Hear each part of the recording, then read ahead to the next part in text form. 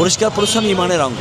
প্রত্যেকটা জাতি যদি এইভাবে সচেতন থাকে যে এইসব নির্দিষ্ট যেসব এরিয়া আছে যেগুলা মানুষ চলাচল করে বিভিন্ন জায়গায়, প্রত্যেকটি নাগরিকের উচিত তাদের এই পরিষ্কার পরিচ্ছন্নতা বজায় রাখা এবং প্রত্যেকেই তার এই পরিষ্কারের জন্য সহযোগিতা করা।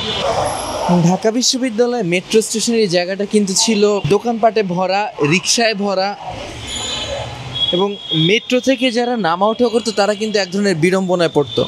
ডাকসুর অভিযানের পরে আজকে কিন্তু একদম ভিন্ন চিত্র। এই জায়গায় কোনো দোকান নাই, এই জায়গায় কোনো ধরনের ভিড়ভাট্টা নাই, এবং যারা মেট্রো থেকে নামছেন এবং উঠছেন তারা কিন্তু আসলে খুবই শান্তির সাথে আসলে ওঠানামা করতে পারছেন এই জায়গাটাতে। এইরকম পরিবেশ ভালো, এরকম পরিবেশ ভালো। অনেক লোকজন থাকতো, এটা আমাদের হেঁটে আসতে অনেক সমস্যা হয়, জন্য আমি হাঁটা সবসময় ইউজ করি। তো এই রাস্তাটা আসলে অনেক আনসেফ মনে হতো, কিন্তু এখন বেটার মনে হয়। Do you think DUCSU did the right thing এই জিনিসগুলো সরাই দিয়ে?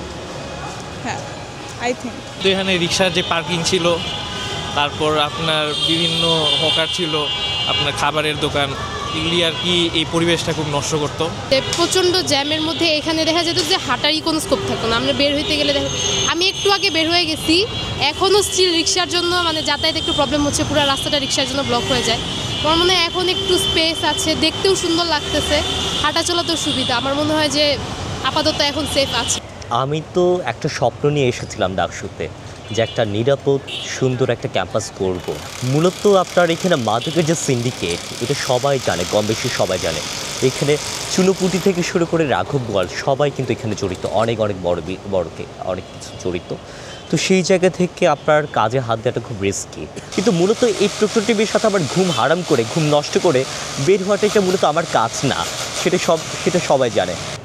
কালকে হয়তো বা যদি আমি বন্ধ করে রাখি, আবার আসবে, এটার একটা পার্মানেন্ট সলিউশন যাওয়া অবধি আমি আপাতত বন্ধ রাখতে পারছি। এটা আমার কাছে অনেক আনন্দের, অনেক আমার খুব ভালো লাগছে যে মানুষ প্রশংসা করছে। থেমে থাকা যাবে না। আমি যেদিন নমিনেশন নিতে যাব সেদিন রাতে আমি একটা গান শুনছিলাম, ওয়ালুর পথযাত্রী, এই যে রাত্রি এইখানে থেমো না।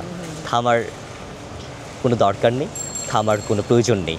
আমার মনে হয় কাজটা এগিয়ে যেতে হবে, এবং যে প্রশংসাটা আসছে, প্রশংসার আসলে কোনো সীমা থাকে না, আপনার নিন্দারও কিন্তু কোনো সীমা থাকে না। সো যত বেশি ভালো কাজ হবে তত প্রশংসা আরও বেশি আসতে থাকবে। সো প্রশংসার লোভীও হলেও আমি শিক্ষার্থীদের ভালোর জন্য, কল্যাণের জন্য কাজ করে যাব।